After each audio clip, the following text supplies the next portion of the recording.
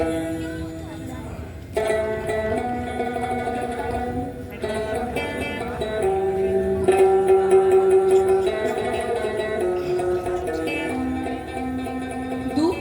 অনুকূল পর্বতমালা, তারই মাঝখান দিয়ে গেছে এক দুর্গম গিরিপথ। মহাভারতে লেখা আছে, এই গিরিপথ দিয়ে একদিন কৌরব জননী গান্ধারী সুসজ্জিত বধূ বেশে সেই সুদূর কান্দাহার থেকে গিয়েছিলেন হস্তিনাপুরের পথে। এরপর কত শক, হুন, পাঠান, মোগল এই পথে পায়ের চিহ্ন রেখে গেছে। সে কথা লেখা আছে ইতিহাসের পাতায়। ইতিহাসের পতন ও অভ্যুদয়ের বন্ধুর পন্থাকে অনুসরণ করে যুগ যুগ ধরে যে যাত্রা শুরু হয়েছে, আজও তা শেষ হয়নি। আজও চলেছে একদল যাত্রী, যাদের কথা ইতিহাসের পাতায় লেখা নেই। চলেছে অতি সাধারণ মানুষের দল, তাদের সুখ দুঃখ হাসি কান্নায় মোড়া জীবন নিয়ে। এ যাত্রা শুরু হয়েছে আফগানিস্তানের কত নাম না জানা গ্রাম থেকে, এর শেষ হবে হিন্দুস্তান পৌঁছে। আসন্ন বিচ্ছেদের মাঝে সবারই মনে পড়ে যায় নিজের দেশের কথা। আফগানিস্তান সমগ্র উত্তর জুড়ে তুষার শৃঙ্গ নিয়ে দাঁড়িয়ে আছে হিন্দুকুশ পর্বতমালা। এর বিশাল আয়তন প্রায় সমগ্র আফগানিস্তানকে ছেয়ে ফেলেছে। ঠিক তেমনি সুলেমান পর্বতমালা এগিয়ে এসেছে তার অসংখ্য পর্বতরাজি নিয়ে। নিচে নীরস সংকটময় মাটি, ওপরে নীল আকাশ, বছরের প্রায় সব সময় মেঘ শূন্য হয়ে থাকে। তাই শুকনো বালুময় মাটিতে ফসল ফলাতে আফগানদের করতে হয় অক্লান্ত পরিশ্রম। মাঝে মধ্যে দূর দিগন্তে দেখা যায় মেঘ। ব্যাকুল প্রত্যাশায় এরা তাকিয়ে থাকে হিন্দুস্তানের দিকে, সিন্ধুর ওপারে, যেখানে আকাশ হতে আকাশে তার ছুটোছুটি, বনে বনে মেঘের ছায়ায় লুটোপুটি। কিন্তু সেই মেঘ আফগানিস্তানে পৌঁছবার আগেই শুকিয়ে যায়। তাই এখানকার জমিতে ফসল ফলানো দায় হয়ে ওঠে। তারপর একদিন সারা বছরের অতি কষ্টে পাওয়া পণ্য নিয়ে কাবুল, কান্দাহার, ইরাক, গাজনি থেকে এরা পাড়ি দেয় দেশ হতে দেশান্তরে। আজ সেই একই ইতিহাস নিয়ে চলেছে ইয়াসিন, চলেছে আফজাল, আর চলেছে রহমত। রহমতের মনি আজ বেশি উদাস হয়ে উঠেছে। ধীরে ধীরে উটের দল এগিয়ে চলেছে হিন্দুস্তানের দিকে। সে ফেলে আসছে তার ছোট্ট মেয়ে রাবেয়াকে। আর আজকাল তার শুধু রাবেয়ার কথাই মনে পড়ে। শহর থেকে সওদা করে রহমত ফিরত গ্রামের দিকে। সারাটা দিন রাবেয়ার সঙ্গে দেখা হয়নি, মন অশান্ত হয়ে উঠত। এমন সময় ছুটে আসতো রাবেয়া। আরে বেটি, বেটি, মেরা বেটি। নিজের আত্মীয় পরিজন হিন্দুকুশের তুষার শৃঙ্গ, চিনার বনের অপূর্ব মাধুরী, সবকিছু ছাপিয়ে বারবার চোখের সামনে ভেসে উঠত রাবেয়ার মুখ। তাকে ফেলে আসার অপরিসীম বেদনা মনে করিয়ে দিত নানা দিনের নানা কথা। সুলেমান পাহাড়ের আড়াল থেকে সূর্য উঠত, সবাই বেরিয়ে পড়তো রানার কাজে। রাবেয়াও যেত রহমতের সঙ্গে। অবিরাম কাজ চলত দুপুর বেলায়। সন্ধ্যায় সূর্য যেত ডুবে। অস্তমিত সূর্যের দিকে চেয়ে রহমত ভাবত, এবার তাকে যেতে হবে হাজার হাজার মাইল দূরে হিন্দুস্তানের বাংলা মুলুকে। সেখান থেকে অনেক টাকা আনবে তার রাবেয়ার জন্য। তারপর সত্যি সত্যি একদিন তাকে বেরিয়ে পড়তে হলো।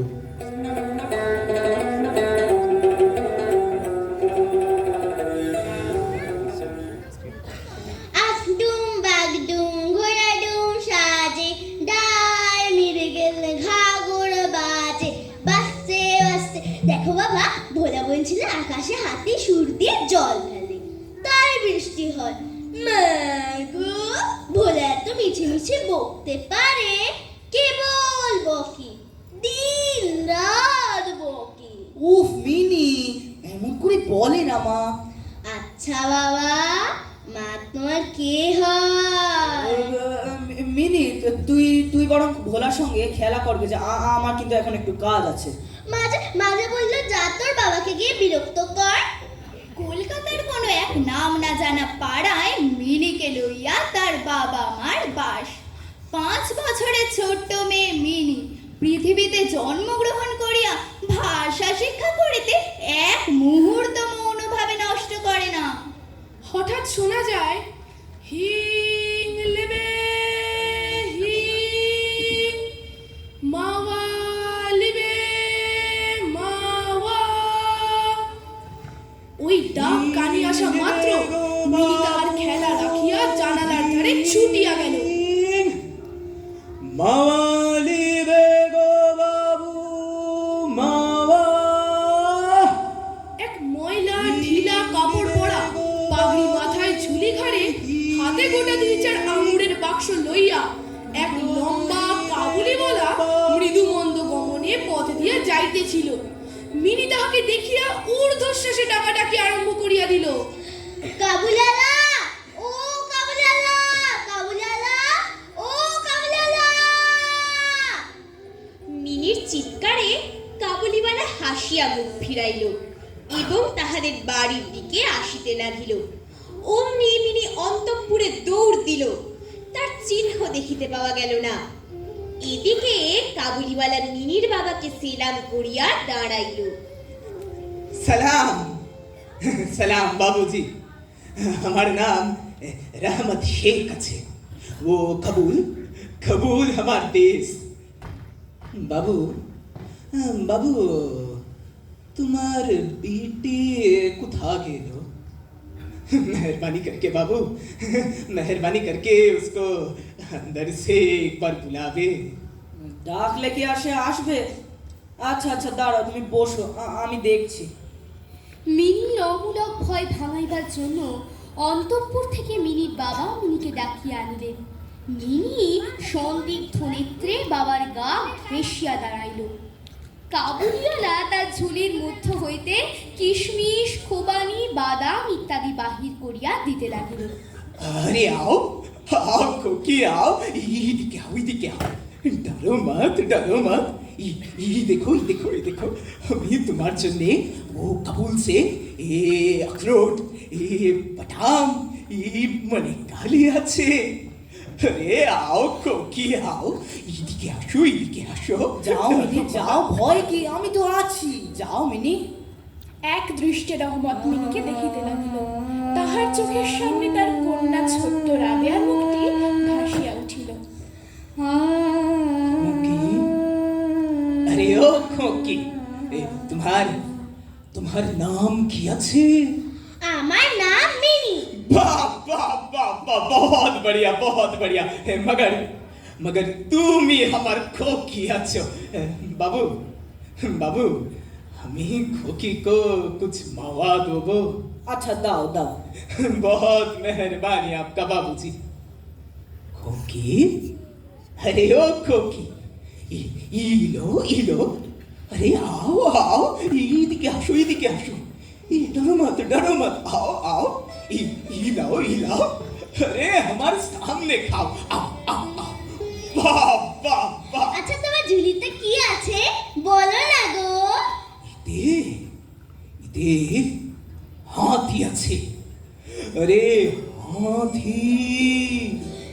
দূর বোকা, দেখেছো বাবা ও কি বোকা, বলছে যে হাতি আছে হাতি।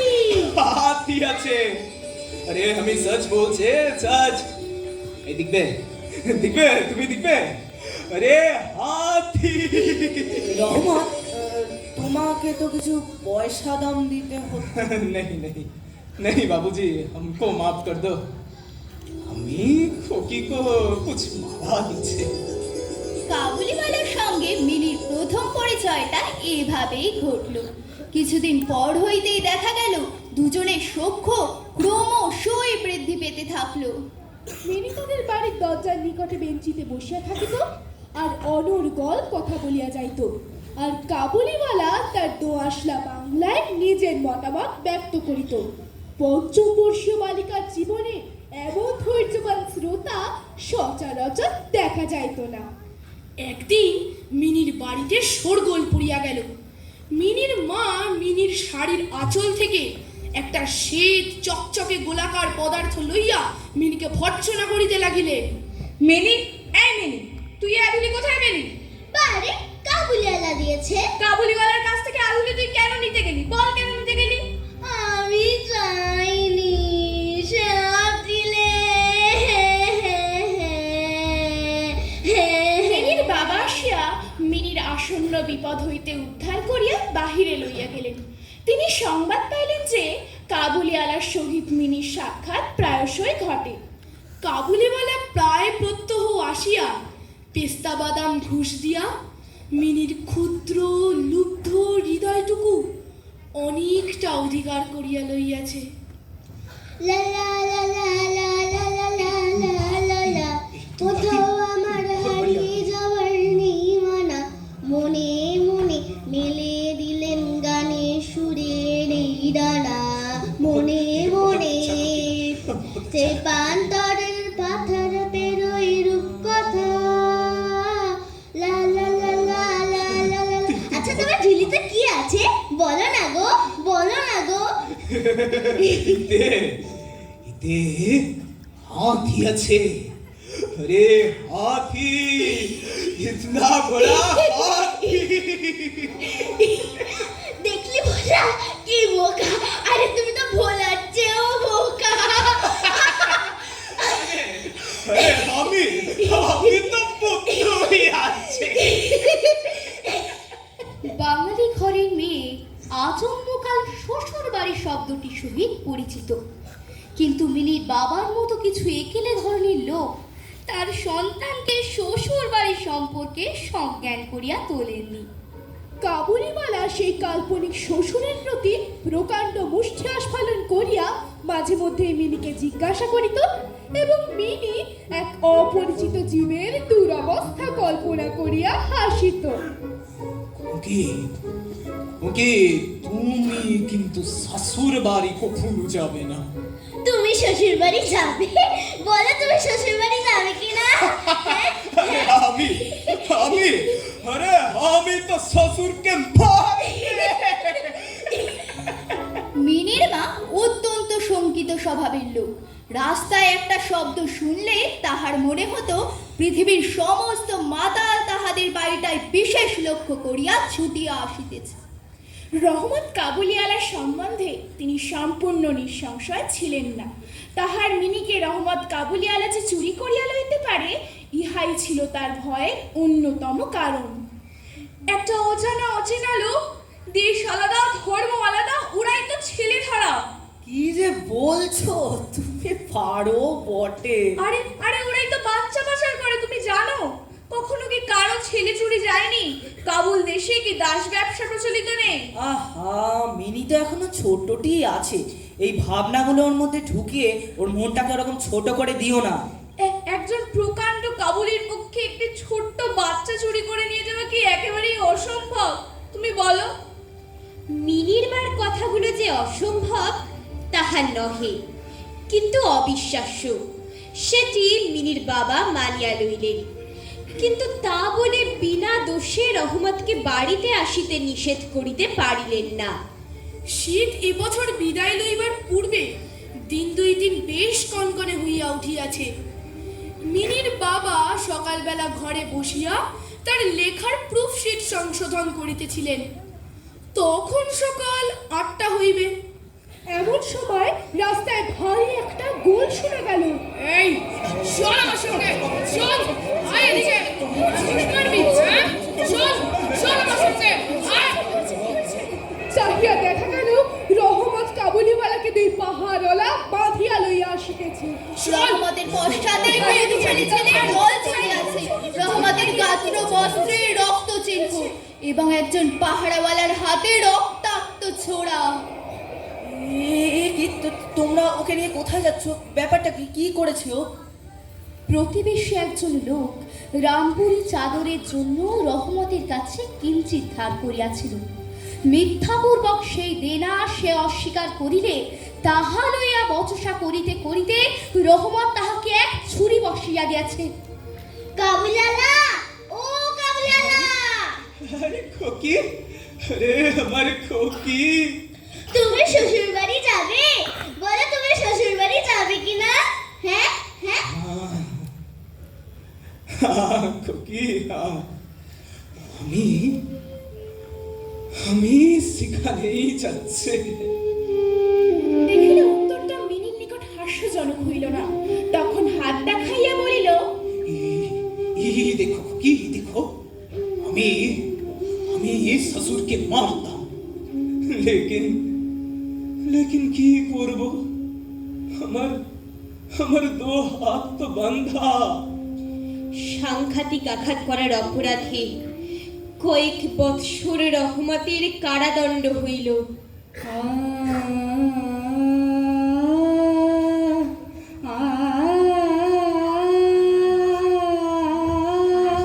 চঞ্চল হৃদয়া মিনি তাহার পুরাতন বন্ধু রহমতকে বিস্মৃত হইল। পরে নতুন সহিসের সহিত সখ্য স্থাপন করিল। তারপর ক্রমে যত তাহার বয়স বাড়িয়া উঠিতে লাগিল, ততই সখার পরিবর্তে একটি একটি করিয়া সখী জুটিতে লাগিল। এমনকি এখন তাহার বাবার লিখিবার ঘরেও তাহাকে আর দেখিতে পাওয়া যায় না। রহমতকে সে এক প্রকার ভুলিয়াই গেল। তারপর বহু বৎসর কাটিয়া গেল। শরৎকালে পূজার ছুটির মধ্যে মিনির বিবাহ হইবে। আজ আজ আমার ঘরে রাত্রি শেষ হতে না হতে যেন সানাই বাজছে।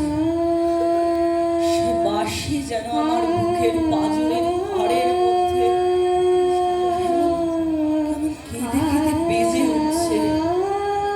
করুণ ভৈরব রাগিনীতে তাহার আসন্ন বিচ্ছেদ ব্যথা শরতের রৌদ্রের সঙ্গে মিশে সমস্ত বিশ্ব চরাচরে ছড়িয়ে যেতে লাগল। আজ আজ তাহার মিনির বিবাহ।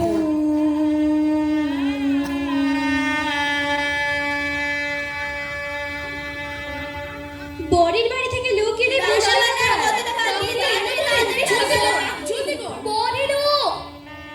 সকাল হইতে সাজু সাজু রব, লোকজনের আনাগোনা, উঠানে বাঁশ বাঁধিয়া পাল খাটানো হইতেছে। বাড়ির ঘরে ঘরে এবং বারান্দায় ঝাড় টাঙাইবার ঠুংঠাং শব্দ উঠিতেছে। হাঁক ডাকের আর সীমা নাই। মিনির বাবা ঘরে বসিয়া হিসেব দেখিতেছেন। এমন সময় রহমত আসিয়া সেলাম করিয়া দাঁড়াইল।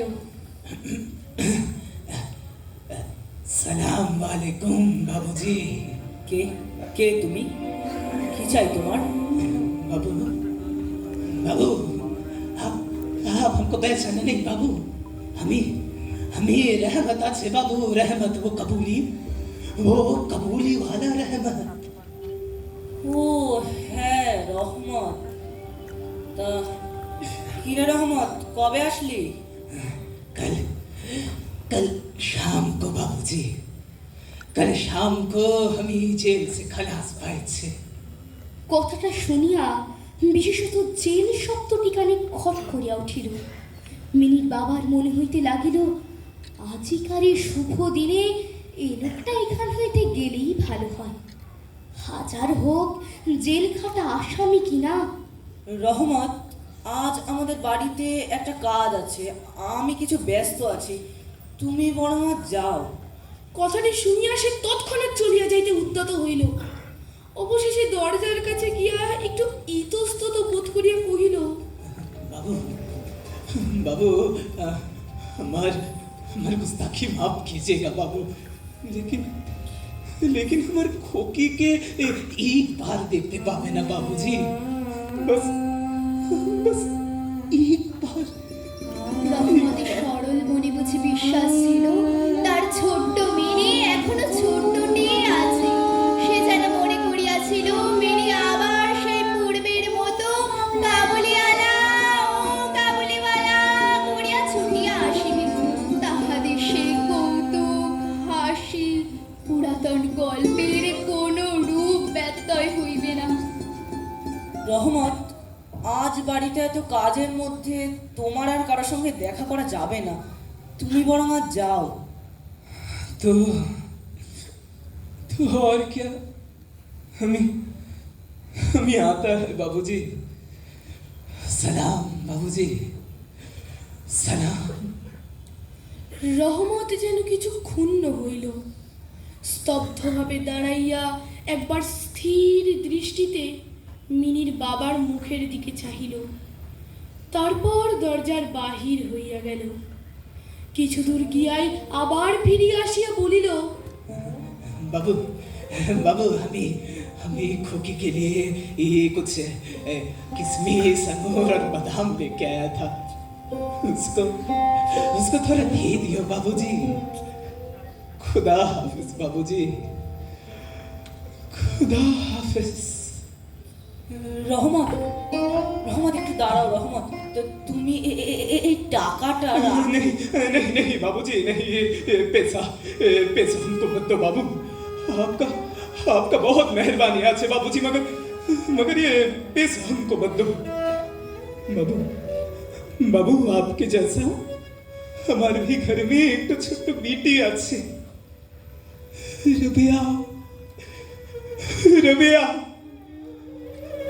रबिया को देख के, रबिया को याद करके हमें खोकी के लिए ये सब ये किशमिश मवा बादाम ले আসে, हमें सौदा करते আসে ना बाबूजी।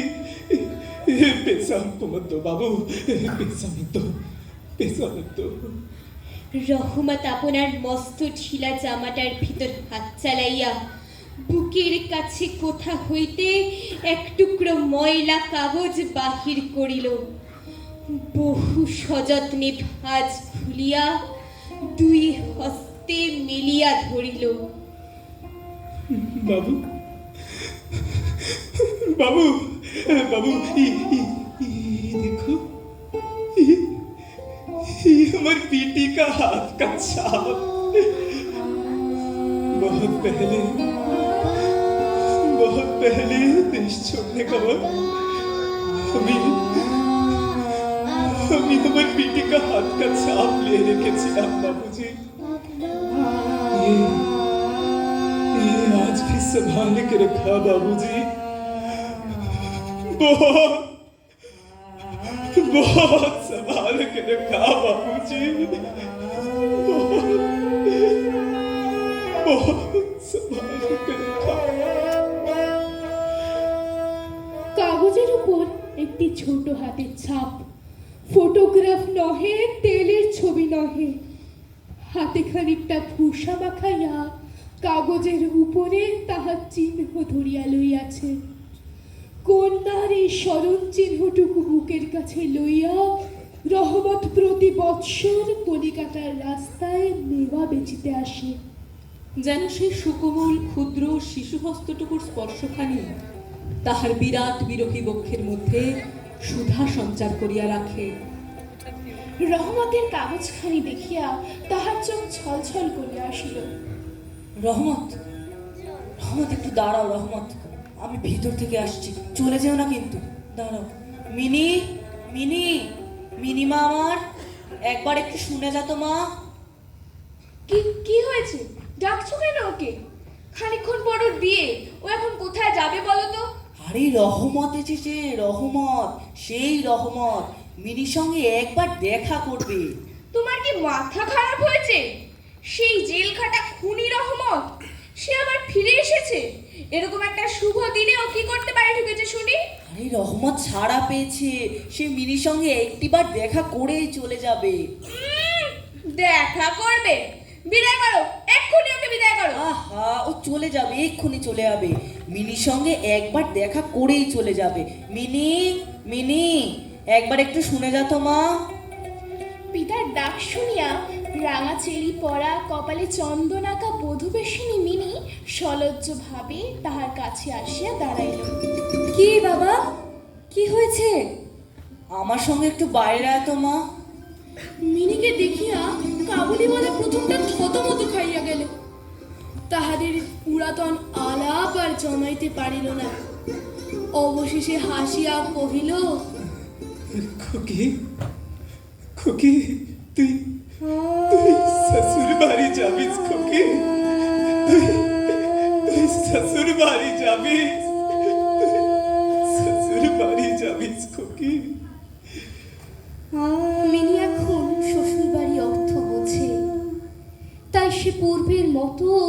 করিতে পারিল না। রহমতের প্রশ্ন শুনিয়া লজ্জায় আরক্ত হইয়া মুখ ফিরাইয়া দাঁড়াইল। তুই ভিতরে যা মা, তুই ভিতরে যা। পিতার কথা শুনিয়া মিনি অন্তঃপুরে চলিয়া গেল। দীর্ঘ শ্বাস ফিরিয়া রহমত ভাবিল, তাহার মেয়েটিও ইতিমধ্যে এইরূপ বড় হইয়াছে, তাহার সহিত আবার নূতন করিয়া আলাপ করিতে হইবে। তাহাকে পূর্বের মতো তেমনটি আর পাইবে না। এই 8 বৎসরে তাহার কি হইয়াছে তাই বা কে জানে। সকাল বেলায় শরতের স্নিগ্ধ রৌদ্র কিরণে সানাই বাজিতে লাগিল, আর রহমত কলিকাতার এক গলির ভিতরে বসিয়া আফগানিস্তানের এক মরু পর্বতের দৃশ্য দেখিতে লাগিল। মিনির পিতা একখানি নোট লইয়া তাহাকে দিয়া বলিলেন, রহমত, রহমত তুমি এইটা রাখো রহমত। তুমি তোমার দেশে তোমার মেয়ের কাছে ফিরে যাও রহমত। তোমাদের সকলের মিলন সুখে আমার মিনির কল্যাণ হবে। এই টাকাটা দান করিয়া হিসাব হইতে উৎসব সমারোহের দুটো একটা অঙ্গ ছাটিয়া দিতে হইল। মিনির পিতা যেমন মনে করিয়াছিলেন তেমন করিয়া ইলেকট্রিক আলো জ্বালাইতে পারিলেন না, গড়ের বাদ্যও আসিল না। অন্তঃপুরে মেয়েরা অত্যন্ত অসন্তোষ প্রকাশ করিতে লাগিলেন। কিন্তু মঙ্গল আলোকে এই শুভ উৎসব আরো উজ্জ্বল হইয়া উঠিল।